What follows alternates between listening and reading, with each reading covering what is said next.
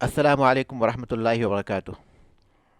الحمد للہ رب العالمین والصلاة والسلام علی رسولہ الامین وعلی آلہ وصحبہ اجمعین ومن تبعہم بإحسان الی یوم الدین۔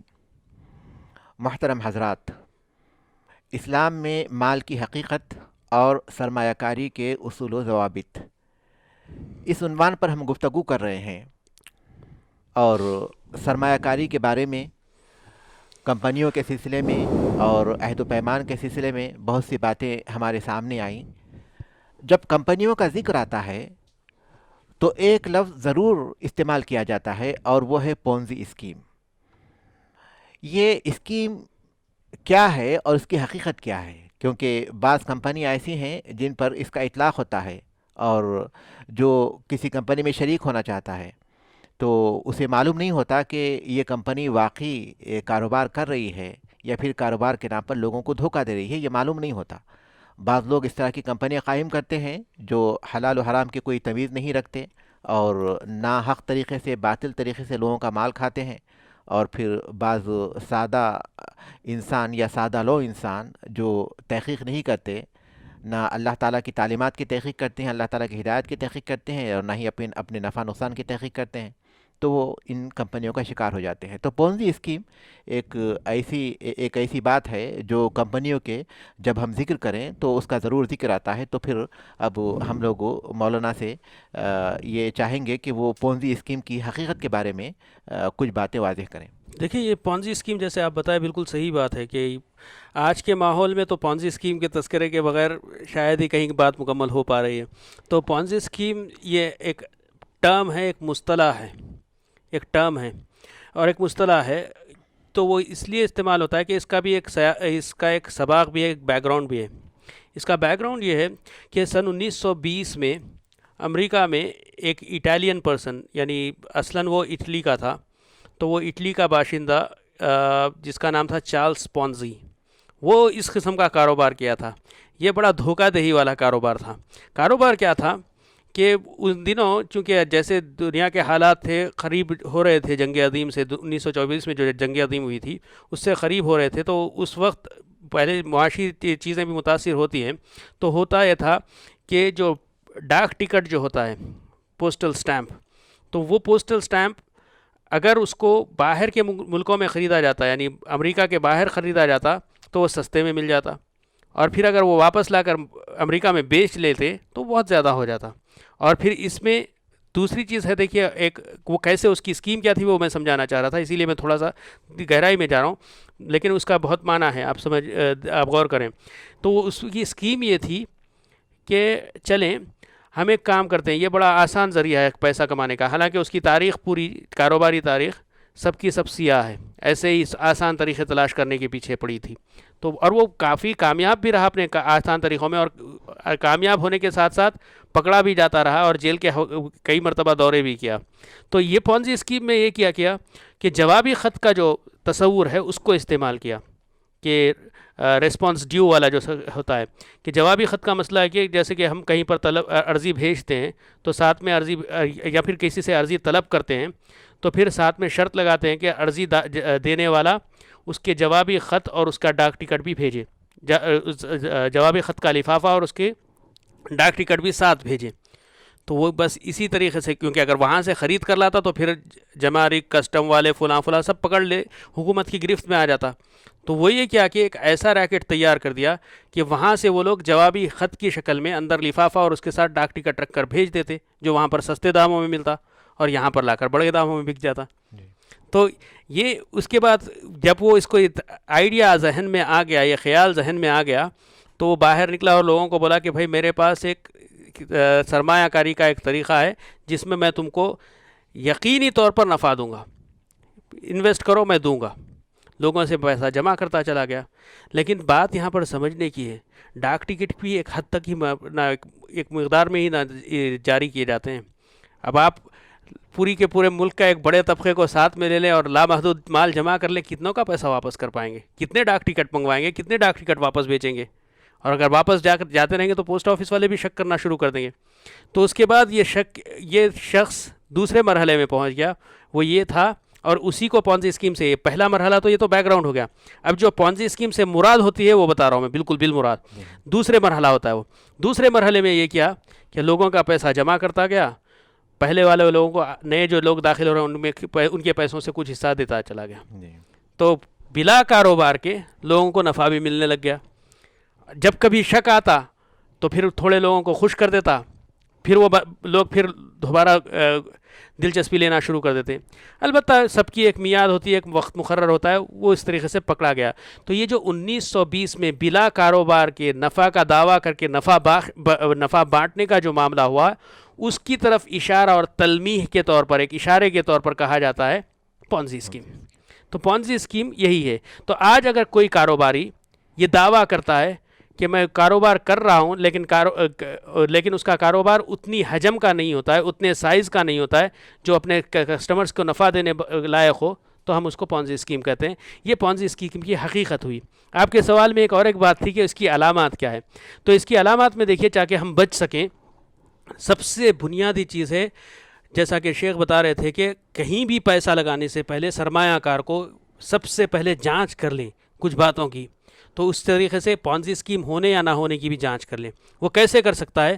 معلوم کرے، اس سے پوچھے کہ بھئی کیا کاروبار ہے، کیا کوئی چیز بنا رہا ہے، یا کوئی چیز بیچ رہا ہے، یا کسی سے امپورٹ ایکسپورٹ کر رہا ہے، کیا ہے. اگر ہے تو اس کے ثبوت دیں. دیکھیے یہ امپورٹ یہ ہوتا ہے، امپورٹ بلز ہمارے پاس، یہ ایکسپورٹ بل نہیں، وہ ہم آپ کو نہیں دکھائیں گے، صرف ریگولیٹری باڈیز کو دکھائیں گے. یہ سب جھول والی بات ہے صاحب.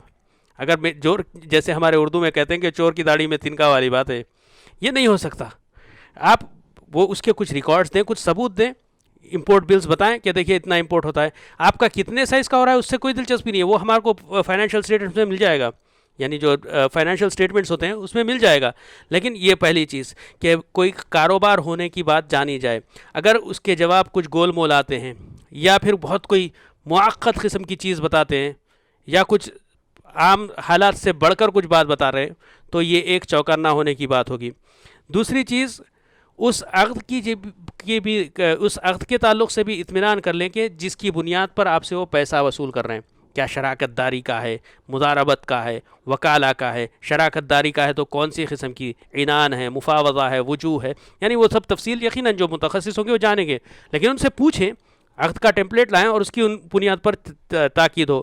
اگر اس کی بھی تفصیل دینے سے گریز کر رہے ہیں، یا پھر عقد کے نام پر صرف کچھ باتیں لکھ کر دے رہے ہیں، سائن کر دو یا آپ ممبر ہو گئے بول رہے ہیں. ممبر، یہ فنڈز کا ممبر، یعنی فنڈز ایک الگ ہی موضوع ہے.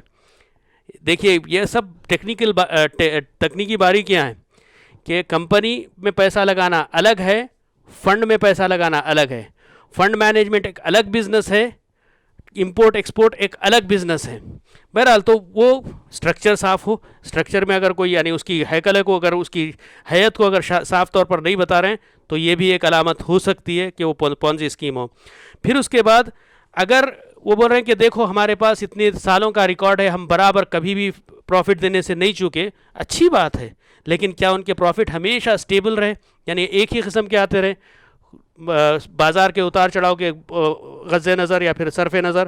تو یہ بھی ایک اگر، اور پھر پروفٹ کے سلسلے میں، نفع کے سلسلے میں یہ بھی غور کر لیں کہ عام طور پر اس مجال میں کمپنیاں جو ہیں وہ کتنا دے رہی ہیں اور یہ کتنے کا دعویٰ کر رہے ہیں. اگر وہ کچھ غیر معمولی پروفٹ بتا رہے ہیں تو یہ بھی ایک علامت ہو سکتی ہے پونزی اسکیم کی. اور اس کے بعد اور ایک بھی چیز ہے کہ اگر کوئی بتا رہا ہے کہ ہمارے پاس کوئی مقرر وقت ہے ہی نہیں، ہم جتنے بھی آئے جبھی بھی آئیں ہم لیتے جائیں گے، سرمایہ قبول کرتے جائیں گے. یہ میری نظر میں، خاص طور پر میں تو اس پر بہت زیادہ زور دوں گا کہ یہ میری نظر میں ایک بڑی علامت ہے پونزی اسکیم کی. کیونکہ فرد ہو یا کمپنی ہو، سب کی ایک استطاعت ہوتی ہے، ایک امکانیت ہوتی ہے. امکانیات کے باہر کتنا پیسہ لیں گے. اور یاد رکھیں، پونزی اسکیم جب کہتے ہیں لیگلی طور پر، اس کا مطلب یہ نہیں ہوتا ہے کہ اصل میں بیک گراؤنڈ میں کوئی بزنس ہے ہی نہیں. بزنس تو ہوتا ہے، کبھی کبھار رمزی بزنس بھی ہوتے ہیں، لیکن اتنا بزنس نہیں ہوتا ہے کہ سب کو دے پائے. اس وقت بھی پونزی اسکیم کا لفظ استعمال ہوتا ہے. تو ان کچھ باتوں کا ثبوت لینا ضروری ہے. اور ساتھ ہی ساتھ اگر کوئی دعویٰ کرتا ہے کہ میرا بزنس اسلامی مطابق ہے، تو اس میں فتویٰ پوچھے، اور فتویٰ ایک حالت پر دیا جاتا، اور کیا اس کے بعد تحقیق شرعی کا کیا ہے. اس میں تحقیق شرعی کی تفصیل آئے گی، شرعی جانچ پیچ، شرعی طور پر شرعی موافقت کی جانچ پڑتال، اور شرعی تدقیق کا کیا ہے وہ بھی اس میں تاکید کر لیں. یاد رکھیں دنیا میں ابھی پونزی اسکیمز کے نام پر یہ تو ایک اشارہ ہوتا ہے. قریب میں کچھ لوگوں کو یہ بھی شبہ ہوتا ہے, ایک آخری بات میں ایڈ کرنا چاہ رہا ہوں, شامل کرنا چاہ رہا ہوں, وہ یہ کہ کچھ لوگوں کو شبہ ہوتا ہے کہ دیکھیے اتنے سالوں سے چل رہی ہے اور آپ آ کر آج شک کر رہے ہیں. تو دیکھیے خود امریکہ میں پتہ نہیں کیوں ایسے واقعات ہو رہے ہیں کہ 1960 میں برنارڈ میڈوف اس کا نام تھا, ایک آدمی جو کہ نیسڈیک کا نان ایگزیکٹو چیئرمین بھی رہ چکا. میں بہت بڑی باتیں بول رہا ہوں لیکن یہ چیز ثابت ہے. نیسڈیک کا نان ایگزیکٹو چیئرمین برنی میڈوف 1960 میں لوگوں کو یہ بول کر پیسہ لینا شروع کیا کہ میں اس کو انویسٹ کر رہا ہوں شیئر مارکیٹ میں اور آپ کو پروفٹس دے رہا ہوں. پتہ ہے وہ کتنا بڑا گھوٹالہ اور کتنی لمبی مدت تک چلا؟ 2008 تک وہ سلسلہ جاری رہا. 1960 سے 2008 میں اس میں شبہات شروع ہوئے, حکومت تحقیق کی تو آخری میں وہ خود برملا اعتراف کیا کہ آج تک میں $1 بھی شیئر مارکیٹ میں نہیں لگایا. یہ پونزی اسکیم تھی, میں جمع کرتا تھا, لوگوں کو بانٹتا تھا. اور کتنے لوگ اپنی پوری زندگی بھر کا سرمایہ اور زندگی بھر کی سیونگز اس میں لگا چکے تھے, بالکل سڑک پر آ گئے. اور اس کی قیمت تھی جب وہ خلاش ہوا جو نقصان پہنچایا $170 بلین. چھوٹے رقم نہیں ہے, $170 بلین. ہو سکتا ہے کسی ایک ملک کا, پورے ملک کا بجٹ ہو. تو یہ پورا اتنا لمبا چوڑا گھوٹالہ کیا. حکومت 150 سال کی اس کو جیل سنائی, لیکن کس کی 150 سال کی زندگی ہوتی ہے. تو بتانا یہ چاہ رہا تھا کہ زندگی آپ اتنے زمانے اتنی پرانی کمپنی پر شک کر رہے ہیں. نہیں بھائی, نیت کبھی بھی بدل سکتی ہے, کبھی بھی کہیں بھی گڑبڑ ہو سکتی ہے. تو زمانہ یہ سب چیزیں سائیڈ میں رکھیں, ان باتوں کی ضرور جانچ پڑتال کر لیں جو ضروری ہوتی ہے. اللہ تعالی عالم. جزاکم اللہ خیر. یہ بات ہمارے سامنے کافی وضاحت کے ساتھ آ چکی کہ پونزی اسکیم حقیقت میں ایک ایسی اسکیم ہے جس میں یا تو کاروبار بالکل نہیں ہوتا یا پھر رمزی اور علامتی ہوتا ہے, ظاہری ہوتا ہے, یا بہت محدود پیمانے پر ہوتا ہے. اور اس میں جو آدمی جب کہ اس کمپنی میں شریک ہوتا ہے تو اس کے پیسوں میں سے کچھ حصہ اس کو نفع کے طور پر دیا جاتا ہے. اور جب نئے لوگ شریک ہوتے ہیں تو پھر اسی طرح نئے لوگوں کا پیسہ پرانے لوگوں کو دیا جاتا ہے. یہی تسلسل چلتا رہتا ہے. اور کچھ فیصد یا کچھ حصہ وہ شریک ہونے والوں کو دیا جاتا ہے, اور باقی جو پیسہ ہے وہ کمپنی والے عیش و عشرت کرتے ہیں اس پیسے سے جو حقیقت میں ناحق طور پر حاصل کرتے ہیں. تو اس کے جو علامتیں مولانا نے ذکر کی ہیں, تو اس میں آدمی ہوشیار ہو جانا چاہیے ان علامتوں کو دیکھ کر. تو جو ماہرین ہیں اس کی جو علامتیں بیان کرتے ہیں, اور جو مولانا نے بھی اس کی کچھ علامتیں بیان کی, تو اس میں سب سے پہلے جو بات ہم کو ذہن میں رکھنی ہے وہ یہ کہ ہر مہینہ نفع کی تقسیم کمپنی پابندی کے ساتھ, ایسے کہ حالات چاہے جیسے بھی ہوں لیکن پابندی کے ساتھ نفع اس میں آتا رہتا ہے. اور دوسری بات یہ ہے کہ نفع کی شرح بہت زیادہ ہوتی ہے, دنیا کے کسی کاروبار میں عام طور پر نہیں ہوتی. جن جگہوں پر وہ کاروبار چلتے ہیں تو اسی طرح کے کاروبار جو دوسرے کمپنیاں کر رہی ہیں وہ جتنا نفع کماتی ہیں, یہاں جو شرح ہوتی ہے اس سے زیادہ ہوتی ہے. نفع کی جو شرح ہے وہ بہت ہوتی ہے.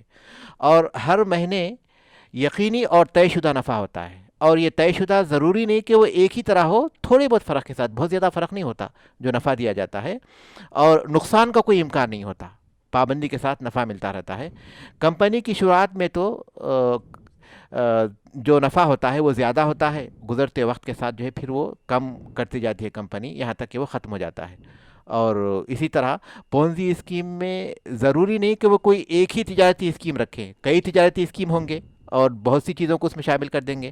تو یہ جب علامتیں ہم دیکھیں گے تو ہم کو اسی وقت سمجھ آنا چاہیے کہ یہاں ہم جہاں یہ جو ہم شکار ہو رہے ہیں کہ بظاہر ایسا لگتا ہے کہ نفع یقینی ہے, بہت زیادہ ہے, یہ حرص اور لالچ کہیں ایسے ہمیں کسی اس طرح کی بات کا شکار نہ کر دے کہ ہم اپنے اصل سے بھی ہاتھ کھو دیں, اصل سے بھی جو ہے ہم کھو دیں, اصل بھی کھو دیں اور پھر بالکل مفلس بن کر رہ جائیں. تو اس طرح کی چیزیں جب بھی ہوں گی آدمی کو یہ بات محسوس کر لینا چاہیے اور یہ بات اسے جان لینا چاہیے کہ یہاں کوئی خطرہ ہے اور اسے زیادہ تحقیق کرنا چاہیے. عام طور پر آدمی اسلامی اصول و ضوابط کا خیال رکھے گا کسی کمپنی میں شریک ہونے کے سلسلے میں تو اسے دھوکہ نہیں ہوگا, لیکن عام طور پر آدمی جب حرص و لالچ کرتا ہے تو اس کے بعد پھر اس طرح کی باتوں کا وہ شکار ہو جاتا ہے. تو دیکھیں اس میں جزاک اللہ خیر, آپ کافی اچھے خلاصے سے میری باتوں کا خلاصہ پیش کر دیے. تو یہاں پر یہ ایک بات اور بھی میں بتاتا ہوں کہ شرعی طور پر اس کا کیا حکم ہے. اب پونزی اسکیم تو چل رہی ہے, کیا میں اس میں پیسہ لگا سکتا ہوں, نہیں لگا سکتا ہوں؟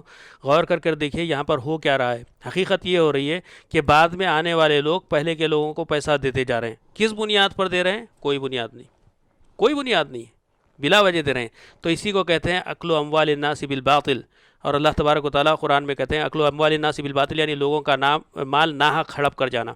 تو اسی کے تعلق سے اللہ تبارک و تعالیٰ قرآن میں کہتے ہیں وَلَا تَأْكُلُوا أَمْوَالَكُمْ بَيْنَكُمْ بِالْبَاطِلِ وَتُدْلُوا بِهَا إِلَى الْحُكَّامِ لِتَأْكُلُوا فَرِيقًا مِّنْ أَمْوَالِ النَّاسِ بِالْإِثْمِ وَأَنْتُمْ تَعْلَمُونَ, کہ آپس میں ایک دوسرے کا مال ناحق طور پر نہ کھاؤ اور اس کے ذریعے حکمرانوں کی قربت نہ حاصل کرو تاکہ تم ایک دوسرے کا ولا تأکلوا اموالکم بینکم بالباطل وتدلوا بها الى الحکام لتأکلوا فریقا من اموال الناس بالاثم وانتم تعلمون, کہ تم گناہ گاری کے اور گناہ کے شکار ہوتے ہوئے لوگوں کا مال ہڑپ کرو حالانکہ تم جانتے ہو.